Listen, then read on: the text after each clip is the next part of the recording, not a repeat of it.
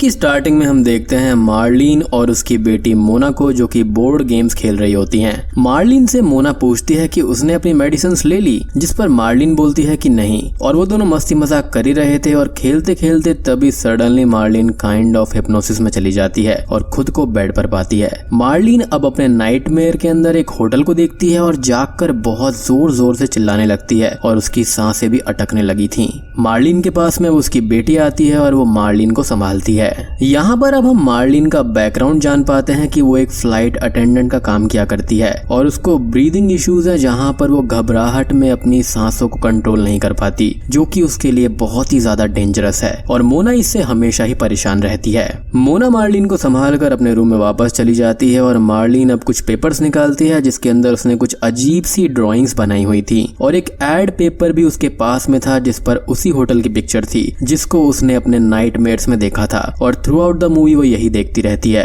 खैर अगले दिन मार्लिन अपने काम पर जाने के लिए रेडी होती है और मोना भी जाग गई थी और वो दोनों बात करने लगती हैं। मार्लिन मोना को उस एड पेपर में होटल के बारे में बताती है कि यही होटल वो अपने नाइटमेयर्स में अक्सर देखा करती है और उसके नाइटमेयर्स में इसी होटल के कुछ आदमी खुद को जान से मार लेते हैं और अगर ये प्लेस एग्जिस्ट करती है तो वो लोग भी जरूर एग्जिस्ट करते होंगे। मोना को मार्लिन की फिक्र थी तो वो उन बातों को ज्यादा सीरियसली नहीं लेती और ये बोलती है कि मार्लिन जल्दी ही उसके साथ जाकर थेरेपिस्ट से मिले क्योंकि चीजें बहुत ज्यादा बिगड़ रही हैं। मार्लिन अब बोलती है कि वो अपनी जॉब पर इस्तांबुल जा रही है और जल्दी ही लौट आएगी और वहां से वो चली जाती है। लेकिन अगले सीन में मार्लिन इस्तांबुल नहीं जाती बल्कि वो उसी होटल में जाती है जिसको वो अपने नाइटमेयर्स में देखा करती थी। मार्लिन होटल के अंदर जाती है जहाँ पर होटल ओनर लोर उसको मिलती है और वो मार्लिन को ग्रीट करती है। मार्लिन होटल में वॉल पर लगे हुए सारे ओनर्स की फोटो देखती है और यहाँ पर वही लोग थे जिनको उसने सुसाइड करते हुए देखा था, यानी कि अपने नाइटमेयर्स में। लोर ये बताती है कि फोटो में उसका पति करंट ओनर ऑटो है और बाकी लोग जो हैं वो ऑटो के फादर और उसके फैमिली मेंबर्स हैं।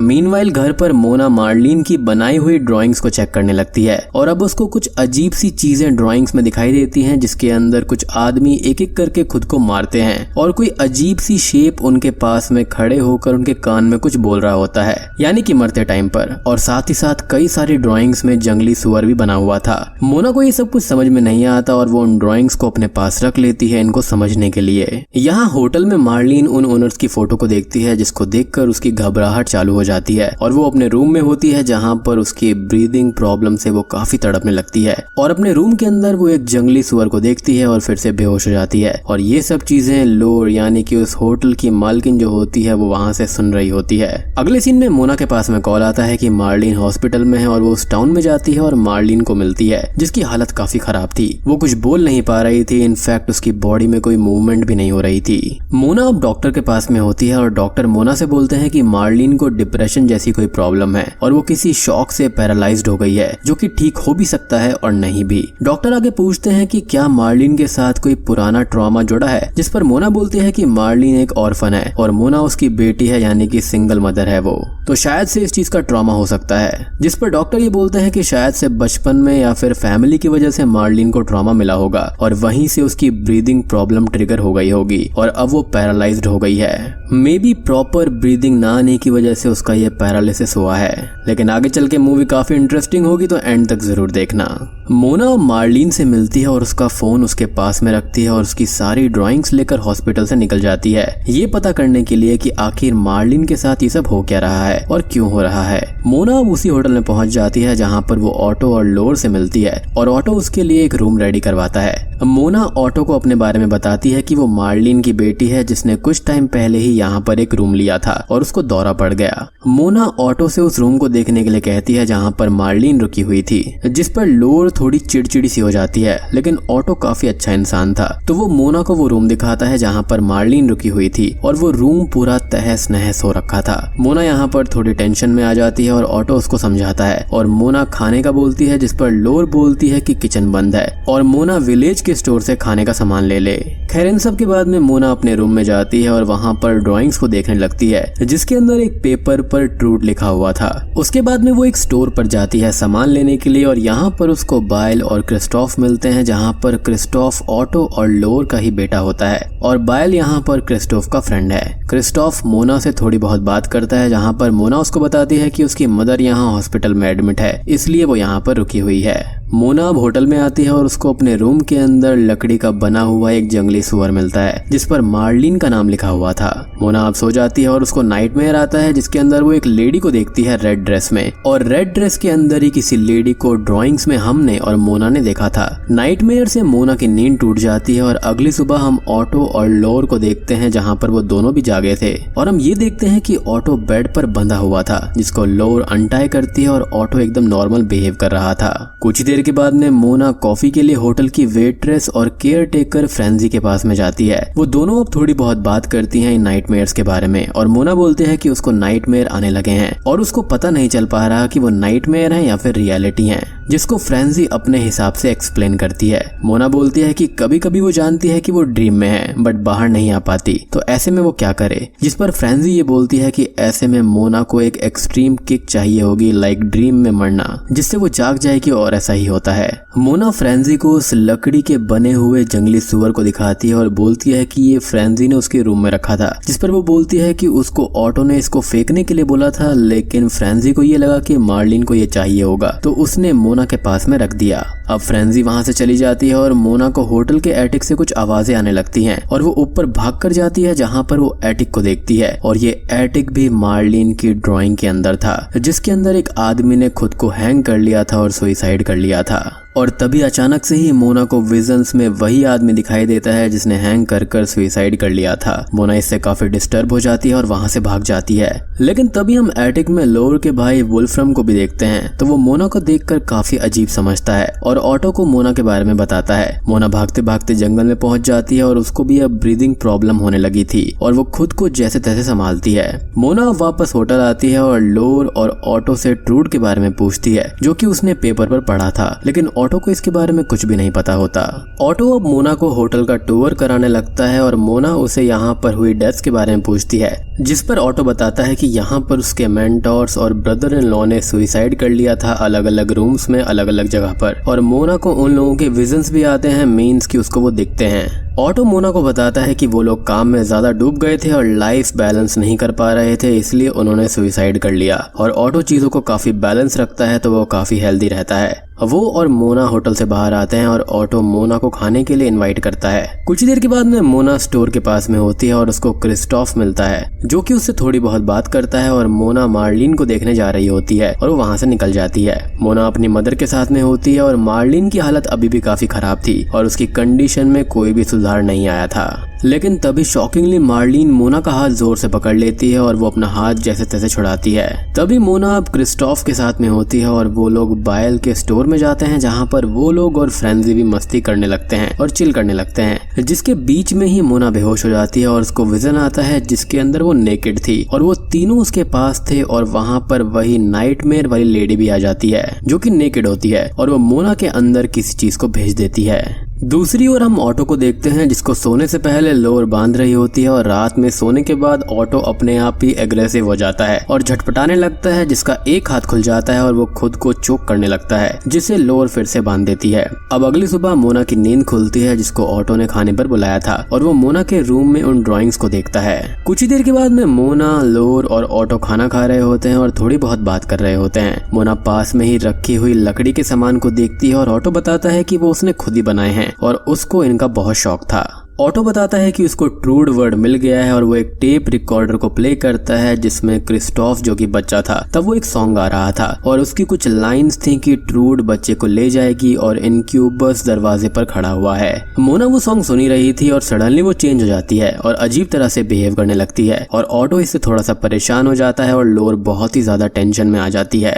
ऑटो अब थोड़ा सा और खाना लेने जाता है और मोना अजीब तरह से हंसने लगती है और खाने लगती है, और वो उस लकड़ी के पिक को बाहर रखती है जिसको देखकर लोर परेशान हो जाती है और उसको वापस मोना की पॉकेट में रख देती है। और अब तक ऑटो भी वहां पर आ गया था और वो मोना को देखता है जिसके अंदर उसे वही नाइटमेयर वाली लेडी की तरह वो दिखाई देती है, और मोना उस नाइटमेयर वाली लेडी की तरह बिहेव कर रही थी, यानी कि ऑटो को भी वो लेडी नाइटमेयर में डराया करती थी, लेकिन इस बात को ऑटो ने सबसे छुपा रखा था। खैर ऑटो मोना को हिट करके बेहोश कर देता है और लोर उसको रोकती है और बोलती है कि चीजें और मत बिगाड़ो, लेकिन तभी ऑटो उसको भी हर्ट कर देता है और बहुत ही ज्यादा एग्रेसिव हो जाता है। अब तक वुल्फ्रम भी वहां पर आ जाता है और उसकी हेल्प से ऑटो मोना को लॉन्ड्री रूम में बांधकर डाल देता है। कुछ देर के बाद में अब क्रिस्टोफ होटल के अंदर आता है और वो लोर से पूछता है कि मोना कहाँ पर है, जिस पर लोर ये बोलती है कि मोना की मदर ठीक हो गई थी तो वहां से चली गई है, जिस पर क्रिस्टोफ को यकीन नहीं होता। क्रिस्टोफ ऑटो के पास में जाता है और उससे पूछता है तो वो भी यही बोलता है कि मोना ने चेकआउट कर लिया है, और इस बात को सुनकर क्रिस्टोफ वहां से नाराज होकर चला जाता है।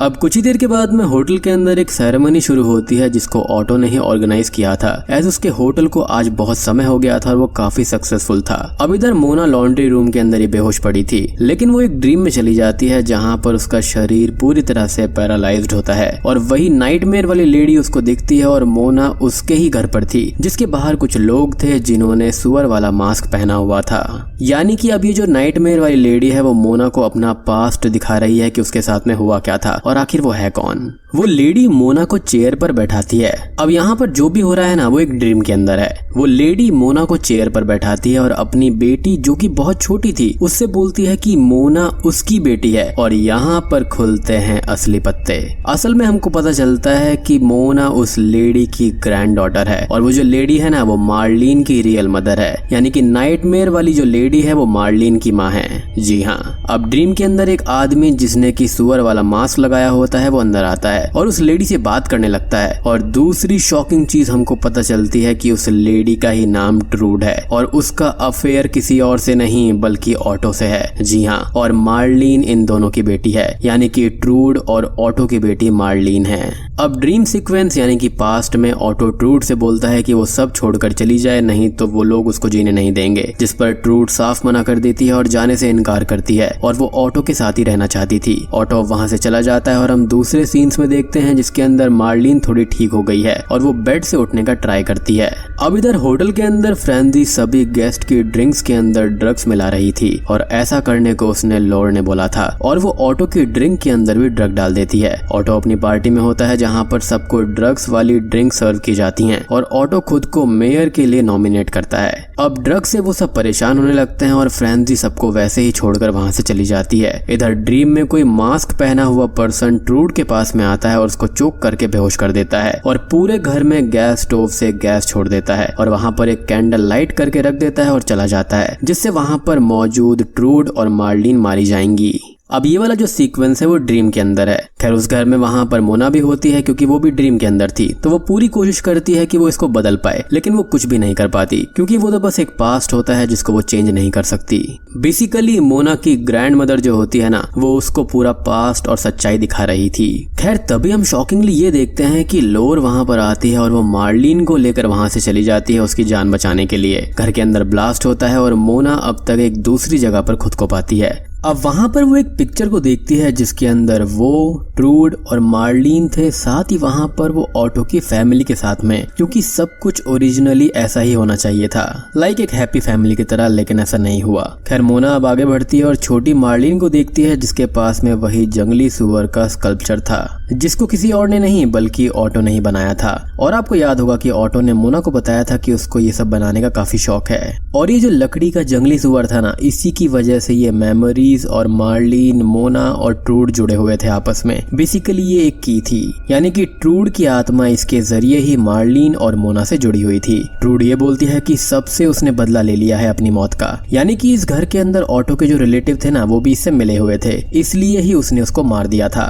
और अब यहाँ पर ट्रूड की आत्मा ये बताती है कि सिर्फ ऑटो ही बचा हुआ है और उसे मारने के लिए सबकी तरह उसे ड्रीम में जाना होगा, वो भी मोना की हेल्प से। जिस पर मोना बोलती है कि उसकी माँ बच तो जाएगी, जिस पर ट्रूड बोलती है कि ऑटो के साथ सब कुछ खत्म हो जाएगा, यानी कि उसकी माँ बच जाएगी। इधर ऑटो लोर के पास में आता है और उससे बोलता है कि वो उसको बांध दे, जिस पर लोर बोलती है कि ऑटो ने अभी तक बहुत कुछ गलत किया है और अब वो सजा पाएगा, यानी कि लोर भी उसके खिलाफ थी, यानी कि उसकी खुद की बीवी। लोर अब मोना को होश में लाती है और उसको आजाद कर देती है और ये कहती है कि उसने मार्लिन को बहुत दूर भेज दिया था ताकि वो कभी भी लौट के ना आए और ये सब सफर ना करे। लोर ये भी बताती है कि वो सब कुछ छोड़कर यहाँ से जा रही है और वो वहाँ से हमेशा के लिए चली जाती है, क्योंकि वो ऑटो के इस बिहेवियर से तंग आ गई थी और वो जानती थी कि ऑटो का अंत अब नजदीक है। ऑटो वहीं पास में ही बेहोश पड़ा हुआ था और मोना उसके पास आकर लेट जाती है ताकि ट्रूड अपना काम कर पाए। सो बेसिकली ट्रूड यहाँ पर सपनों के जरिए ही ऑटो को मार सकती थी। दूसरी ओर हॉस्पिटल में मार्लिन भी खुद को उठाती है और कोशिश करते हुए हॉस्पिटल से बाहर आ जाती है और होटल की ओर बढ़ने लगती है। अब ड्रीम के अंदर ट्रूड ऑटो के पास विस्पर करने लगती है और ऑटो खुद को मारने के लिए खुद को चोक करने लगता है और हम समझ जाते हैं कि ट्रूड मरने वाले लोगों के कान में विस्पर करती है और वो खुद को मार देती है और ऐसा ही मार्लिन की ड्राइंग के अंदर भी था। तो अब उसकी ड्राइंग को हम समझ पाए हैं। वहाँ पर जो शैडोई फिगर थी वो कोई और नहीं बल्कि ट्रूड की आत्मा थी, जो कि ऑटो और उसके फैमिली मेंबर्स जिन्होंने उसके खिलाफ उसका साथ दिया था, वो उनके कानों में ये सब बोला करती थी सपनों में जाकर और वो खुद को मार लिया करते थे, यानी कि सुसाइड कर लिया करते थे। और मोना वही सारे विजन्स को देख रही थी और साथ में उसकी माँ मार्लिन भी। अब मोना ये सब देख ही रही थी और वो ये बोलती है कि वो ऐसा नहीं कर सकती, लाइक किसी को मारना एंड ऑल। तो ट्रूड ये बोलती है कि मोना ऑटो के बारे में कुछ भी ना सोचे, सिर्फ अपनी माँ के बारे में सोचे जो भी उसने सफर किया है। लेकिन मोना वहाँ पर पड़े हुए नाइफ से खुद को ही स्टैब कर देती है, जिससे कि वो ड्रीम टूट जाता है और वो जाग जाती है और साथ ही ऑटो भी। लेकिन ऑटो यहाँ पर सुधरा नहीं था, वो मोना पर अटैक करता है और उसको जान से मारने की कोशिश करने लगता है। तभी क्रिस्टोफ वहाँ पर आकर मोना को बचाता है, लेकिन ऑटो उसको भी बेहोश कर देता है और मोना को बहुत ही ज्यादा जख्मी कर देता है और उसको बाहर लाता है ताकि वो उसको गाड़ दे। ऑटो मोना को गाड़ ही रहा होता है कि तभी ट्रूड उस गड्ढे से बाहर आती है, क्योंकि मोना मरी नहीं थी और वो फिर से ड्रीम में चली गई थी, जिसकी वजह से ट्रूड ऑटो से अपना बदला ले सकती है। और अब तक हम ये समझ चुके हैं कि ट्रूड ड्रीम के जरिए ही सबको मार सकती है, यानी कि जिनसे वो बदला लेना चाहती है। अब ट्रूड की विस्परिंग से ऑटो खुद को चोक करके जान से मार देता है और ट्रूड का काम यहाँ खत्म हो जाता है और मोना ड्रीम में खड़ी हुई सब कुछ देख रही थी। अब तक सुबह हो जाती है और जैसे तैसे मार्लिन होटल तक आती है और उस गड्ढे में मोना का पेंडेंट देखकर रोते हुए मोना को बाहर निकालने की कोशिश करती है, लेकिन मोना बाहर ही थी और जिंदा थी, जिससे कि मार्लिन को राहत मिलती है। यानी कि इसका मतलब यह है कि मोना पहले ही बाहर आ गई थी, लेकिन उसके पेंडेंट को वहां पर देखकर मार्लिन को ऐसा लगा कि शायद उसको गाड़ दिया गया है। अब पोस्ट क्रेडिट सीन में मोना एक पब में एंजॉय कर रही होती है, जहां पर वो एक जंगली सुअर को अपने पास आते हुए देखती है, क्योंकि हम जानते हैं कि उसी जंगली सुअर से ही ट्रूड का कनेक्शन है। अब या तो ये हो सकता है कि उसका कोई दुश्मन बचा हुआ है या फिर वो लोर को भी मारना चाहती है, क्योंकि वो इतने सालों तक चुप रही थी। खैर बाकी चीजें तो हमको अब पार्ट 2 में ही पता चलने वाली